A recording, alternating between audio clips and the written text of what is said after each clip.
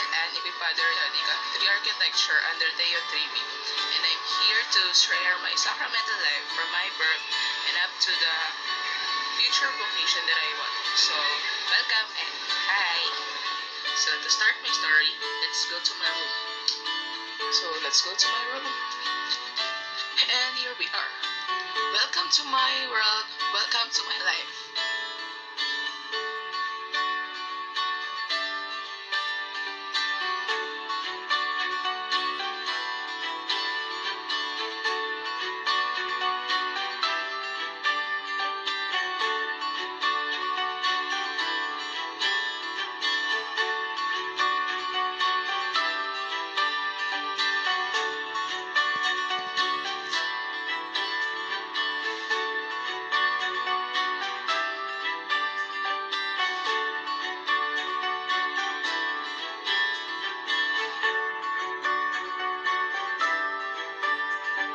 Ma, anong feeling nung pinanganak ako?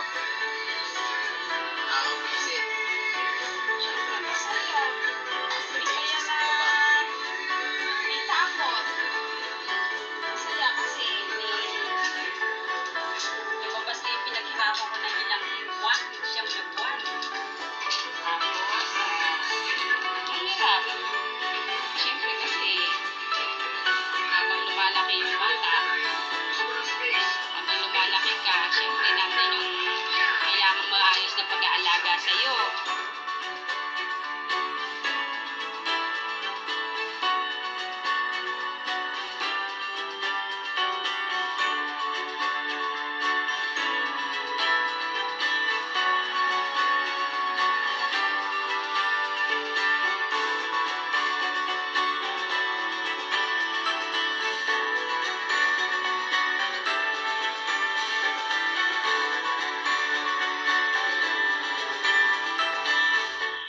The first sacrament that I have received is the baptism. It is a sacrament of admission and adoption, almost invariably with the use of water into the Christian church, generally, and also a particular church. It is also my initiation of becoming God's child. Ako ay bininyagan sa San Antonio de Padua Parish sa Antipolo City noong Nobyembre 24, 1996. Ako ay nasa 5 buwan na nung ako ay bininyagan. Naranasan ko na ang pare ay kinurunsan ng aking noo na may langis, binuhusan ng tubig, at ang mga magulang at ninong ko ay nag-ilaw ng kandila, tanda ng kanilang patnubay at ilaw ng Panginoon.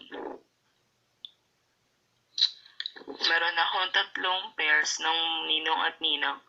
Ang mga ninang ko ay si Ninang Armin, Ninang Rose, at Ninang Reo. Samantalang ang mga ninong ko ay si Ninong Bong, Ninong TJ, at Ninong Andy. Habang ako ay lumalaki na, hindi ko na nakikita o nararamdaman ang mga ninong ko. Pero ang mga ninang ko ay hindi nakakalimot sa akin. Lalong-lalo na si Ninang Rose, ang best friend ni Mama. Si Ninang Rose ay may pamilya na, pero pag may pagkakataon, lagi niya ako kinukumusta at lagi niya ako pinangangaralan sa aking pag-aaral. Siya ang best ninang ko. Sumunod ay ang Ninang Armin ko.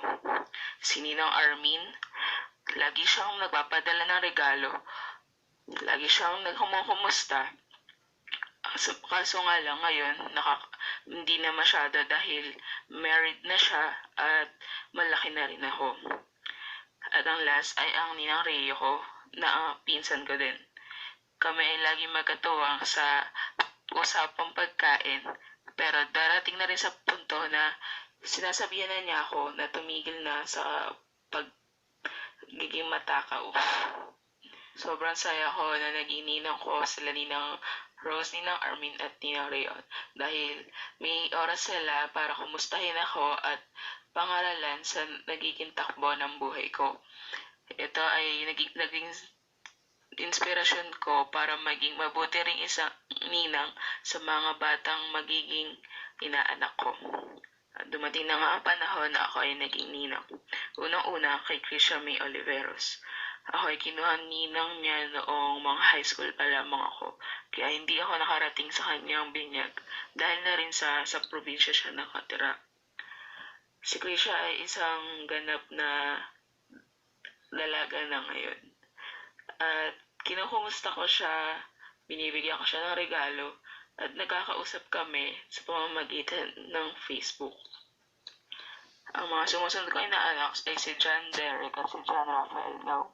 Sila ay mga naging inaanak ko noong 2010. Sobrang saya na naging inaanak ko sila dahil bukod sa kambal sila, sobrang sweet nilang bata at madaling matuto o turuan ng mga magagandang kaugalian. Napakasaya din dahil lumalaki sila na kilala nila ako at close ko sila. At ang latest na inaanak ko ay si Stacy Allen Ngao, pinsan ni JD and JR. Itong baby na to ay super cute pero napakaiyakin dahil lagi siyang nangingilala at laging nasa poder ng mama niya. Pero hopefully, soon, magiging close din kami. Sa experience ko ng pagiging ninang ay super masaya ako dahil sa mura kong edad, pinagkakatiwalaan ako ng mga magulang nila sa pag-aalaga at pagbabantay sa kanila, lalo-lalo na sa pagbibigay pangaral ng mga simpleng bagay na para sa mga batang edad nila. Itong mga to ay hindi ko nakakalimutan gawin dahil yun din yung mga pinaramdam at pinaalala sa akin ng mga ninang ko.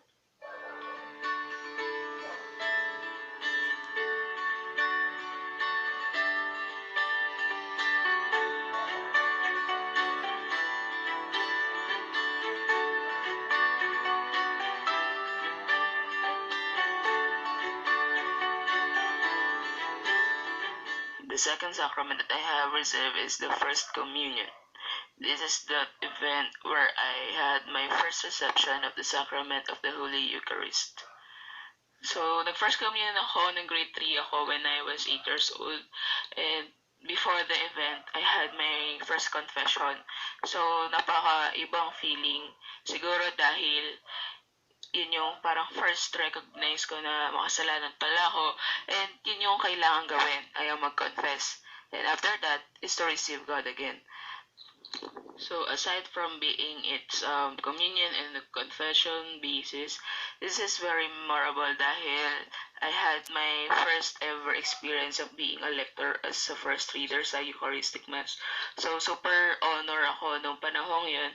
And then this made me realize na kahit makasalanan ako, hindi ako pababayaan ni Lord at lagi niya ako bibigyan ng mga magagandang opportunity as long as bumabalik ako sa Kanya. The third sacrament that I have reserved is the confirmation. It is one of the 7 sacraments through which Catholics pass in the process of their religious upbringing. In this sacrament, I am sealed with the gift of the Holy Spirit and strengthened in my Christian life. So, nag-confirmation ako sa Transfiguration Parish, which is the same parish nung nag-communion ako. So, I had it when I was in grade 6.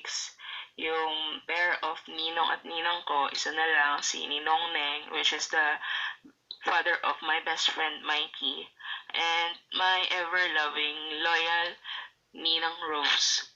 So, yung confirmation, iba yung impact sa akin kasi feeling ko ito yung nag-start ng pagiging faithful ko kay God. Since yung sabi nga sa definition na Holy Spirit came down to me and then nasa-strengthen niya yung Catholic faith and yung Christian life ko. So, sobrang effective. So, the fourth sacrament that I have received or given is the anointing of the sick. This is the sacrament of the Catholic Church that is administered to a Catholic who, having reached the age of reason, begins to be endangered due to sickness or old age. So in this anointing of the sick, it is not literally with the presence of the priest na mag-a-anoint sa mga may sakit. So bilang isang simpleng tao, I am asked or tasked to be an instrument to bring hope and joy to the kids, especially dito sa child house. Iba yung moment, iba yung feeling na nakikiramay ka sa mga taong may sakit. Hindi dahil iparamdam mo na may awa ka or dapat silang kaawaan.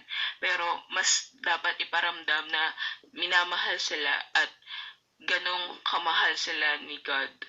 So, hindi lang din para sa kanila itong experience na to, pero para rin sa amin. Kasi iba yung feeling na yung hope and faith ang lakas-lakas. And in the same time, so I visited my high school friend JC who is in Black. And as of now, he suffered a schizophrenia. So, iba yung feeling na hindi mo maintindihan kung ano yung kondisyon niya. Pero, in our simple way, sa pagdalaw namin, nalaman niya na may reason siya para gumaling o magpagaling dahil meron nagmamalasakit at nagmamahal sa kanya. So, I consider this as one of the form of healing, which is giving hope and love to the person who is in need. I consider also the retreat as a form of healing since this is a me and God time. So in this retreat, I was enlightened and remembered that si God ay lagi nasa tabi ko. He will never let me down. He will never leave me. And lagi ko lang nalakasan yung faith ko. And of course, ipagpatuloy ko lang yung buhay Kristiyano ko with love and compassion and syempre mercy. So this is very worth experience. The fifth sacrament that I have received, or every Sunday I have received, is the Holy Eucharist. It is the sacrament that is sacrificed. It is a commemoration of Jesus Christ in the appearance of bread and wine, as the Lord is contained, offered, and received. So in this sacrament of Holy Eucharist, na laging na-apply usually in every Sunday and every Holy Obligation Day, sobrang malaking part kasi it is a way of commemorating and accepting God through the bread and wine. Especially, it is a time of hearing Mass, hearing the words of God, and it is also the time for union with the people of God, and especially having or receiving the prayers of the priest. So the sacramental vocation that I will take maybe after 10 years is the matrimony, which is the covenant by which a man and a woman establish between themselves a partnership of the whole of life, and it which is ordered by its nature to the good of the spouses and the procreation and education of offspring, and which has been raised by Christ the Lord to the dignity of the sacrament between the baptized. So in this sacrament of matrimony, I am being inspired by my parents and my cousin. So yung parents ko, even though hindi maganda yung start nila, I admire them kasi nalalaban nila yung conflicts para sa sake ng family namin, and of course nung long last relationship nila. And of course, yung cousin ko, kasi at their young age, nakikita ko yung pagiging determined nila as a parents, and syempre yung pagiging couple nila na hindi sila maghihiwalay kahit anong gawin nila at kahit anong pagsubok pa ang tahakin nila. So regarding with my love story, I'm still waiting for it. If God wants me to have this, I'm sure He will provide it.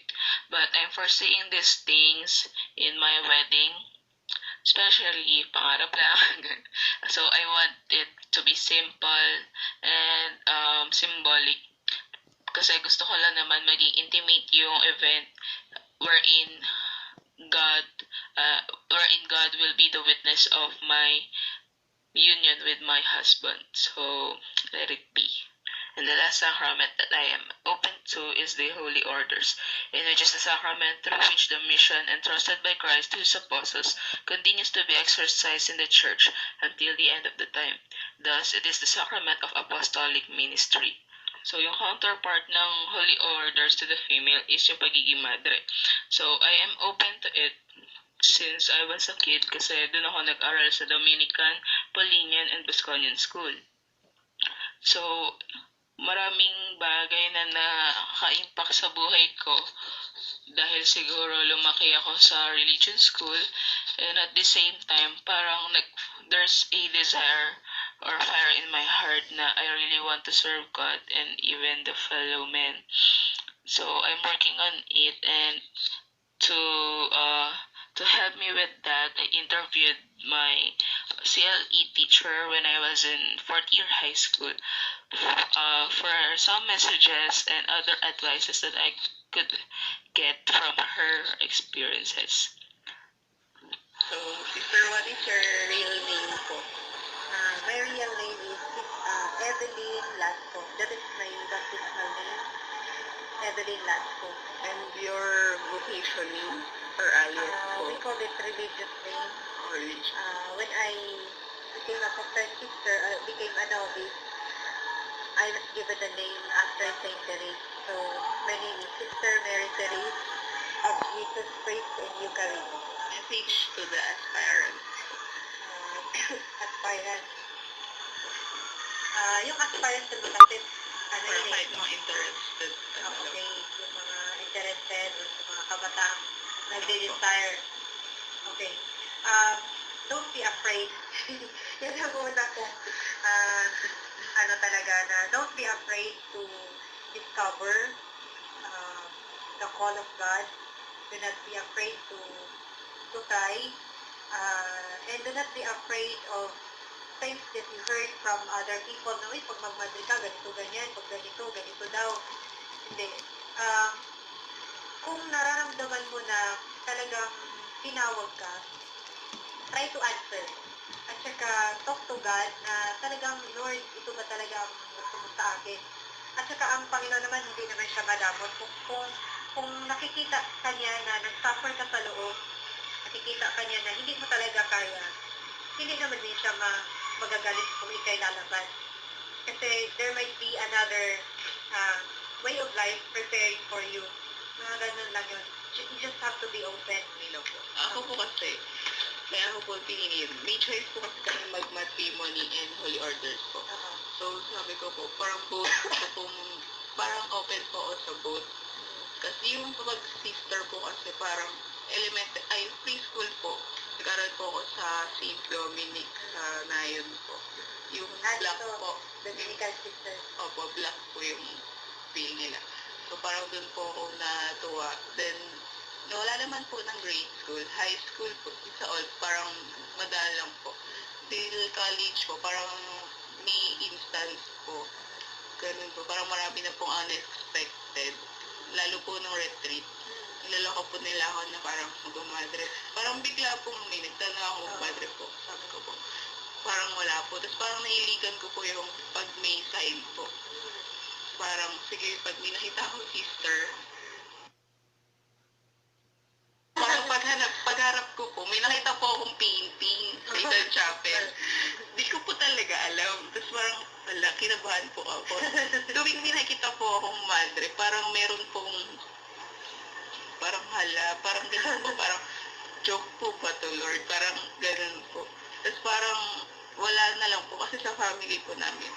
Parang yung sa family ko po, yung father ko, parang chick boy yung ano nila. So yung kapatid ko nga po, parang nagulat din po sila na pumasok po na ng seminary. Parang, Pumasok na ba siya? opo, kaso formation, kaso po hindi po tumagal. Okay. Yung po sinasabi niya na hindi po sanay sa paglayo po, ganun po. So parang nagugulat din sa yung para sa amin kapag po nagjo-joke kami. And then po one time, yung latest po, nawala na po talaga sa isip ko yung mga ganong instance. At may isang instance po na yung kapatid ko pong bunso, bigla pong nag-invite siya na manood po kami ng concert. Hindi niya po sa amin sinabi ko ano po yung concert. Sinabi lang po niya, may part po siya doon. So, kailangan pa namin manood. Parang ako po yung na, hindi ko alam yung purpose, pero parang kailangan ko siya panoorin. Parang yung ko lang po, baka ako kasi magtampo. Tapos nung nagulat po ako nandito na po ako, kahit na-late na po ako dun sa part niya, parang nag-stay pa rin po ako. Tapos nagulat po ako, yung concert ko pala, for the history po ng sisters ng St. Paul, yung latest po. Tapos, doon ko lang po tinignan ko po yung ticket kung para saan po. Tapos yung sabi ko, hala, history of sisters ng St. Paul. Tapos sabi ko, parang, doon po parang nag-goosebumps po. Tapos parang, hindi ko po alam bakit po ganun. Tapos, kung sakaling, kasi kung ano yung desire ng puso mo, doon ka rin hahatakin ng Diyos eh. Kaya, Ilalapit ka niya. Doon ka na, ipaparamdam niya sa'yo na talagang, talagang merong buhay dito. Parang ganyan. So, lahat na nakikita mo, nararamdaman mo, Opo, ganyan. Ganon din ako nung hindi pa ako pumasok. Opo. Kaya, Very ano ko sensitive lang ako po. sa mga signs. Opo. Mga Kasi yun symbols. sa parang, tatay ko po kasi kapag binibiro, parang sinabi niya po, kasi RT po ako ngayon, so medyo malaki na po yung expenses, marami na pong parang binigay ko. So, nung nalaman niya po yun, parang sasabi niya po sa akin na, magmamatric ka ba talaga? Kasi hindi ka ititigil ka. So, parang natakot po ako na, hala, paano po yun? Parang ang tagal na po ng pinag-anahan ko po. Tapos, Ilang years? 5 years po kasi RT, third year na po ako. Third year ka ngayon. Opo, so parang medyo ganun po. Kaya po parang sabi ko po, since nung dumating po yung project, parang sabi ko, baka pwedeng maano ko na yung opportunity na. Kasi po nung 4th year naman po ako, nung retreat po kami. Nung nagtanong po sa retreat namin kung sino may mga gusto, na nasa Tagaytay po kami. Parang wala rin po, di naman po ako nag-respond, parang wala lang po. Kaya nung college lang po, nagkaroon ng parang ganun. With the success of my sacramental life and of my daily living, it's an honor for me to thank God in the simplest way that I can do, especially of being an instrument to other people and most especially to the kids in bringing joy, happiness, faith, care, and love. So, together with the help of my classmates, we organized an outreach program in the Vergara with the small party and feeding program. So, welcome. So, welcome again in the outreach program in Vergara. As part of the team, I can say na ang pag-organize ng ganitong event is really nakakapagod.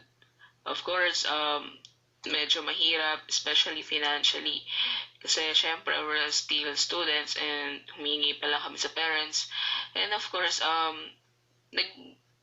tagumpay naman siya because of the cooperation, determination, and of course, yung will ni Lord na matuloy talaga to. Kasi hindi lang to para sa amin, hindi lang to para sa project. And we didn't see it as a project. In fact, we see it as a celebration talaga for the kids in this barangay since it is also a first time for this community na makaranas ng ganitong klaseng opportunity or party for the kids. Especially sa kids pala nila. So, nung malaman namin yun, we prepared different games, different techniques on how to entertain the kids.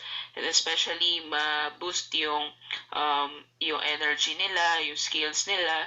And of course, and at the same time, natututo din sila as we share our Bosconian values and other education na may share pa namin.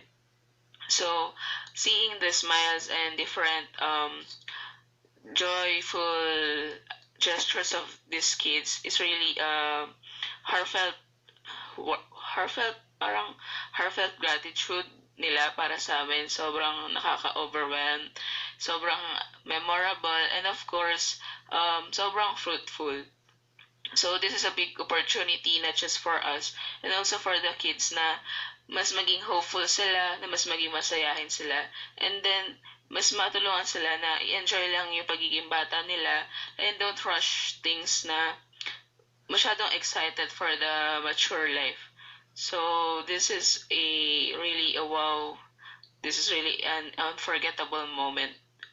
So, this is a gratitude celebration for the things that God has done for us. So thank you so much po, Lord, and thank you so much, ma'am, for the opportunity for this project. Thank you. Enjoy.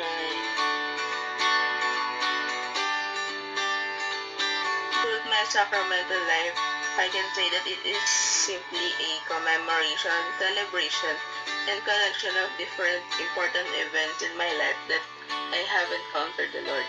From encounter with the Lord, this sacramental life is also a an encounter with the different people, especially dun sa mga tao na binigay ni Lord para maging parte ng buhay namin. Especially nung from baptism hanggang sa future vocation ko. Lahat na sa baptism, yung godparents ko, I'm sure they are the important people sa buhay ng parents ko na pinagkatiwalaan nila para patnubayan or gabayan ako. And syempre sa different sacramental life stages or different sacrament pa na experience ko, there are people na pinagkatiwala ni Lord para sa amin, especially yung mga priest na nag-take charge dun sa ceremony. So, I'm sure na lahat ay may purpose. So, I'm looking forward naman dun sa magiging vocation ko na I'm so open kasi dun sa both matrimony and holy order. So, whatever God wants me, so I'm sure gagawa siya ng paraan para matupad ko yun. And I'm sure na magiging mas masaya ako. So, yun, the sacramental life, it's really a help for me to go back and reflect on what is really in my heart. So, kung ano man yung desire ng puso ko, kung ano man desire ng puso ko na gawin sa future at sa iba't ibang aspeto ng buhay ko. So, yan po. The total reflection about everything that I have discussed in this video, I can say that God is really amazing. Super wow. I'm sure na sa iba't ibang klase nakikita at nararamdaman natin si God. Whether it's up or down, whether it's a joy or sadness, whether it's a victory or yung pagkatalo, I'm sure na may purpose. And I'm sure na lahat malalagpasan basta may faith and dedication ka sa gusto mong mangyari. Especially na hindi ka mawawala ng tiwala kay Lord. So, ayun, the sacrament is really a witness or a revelation na hindi tayo iiwan ni God.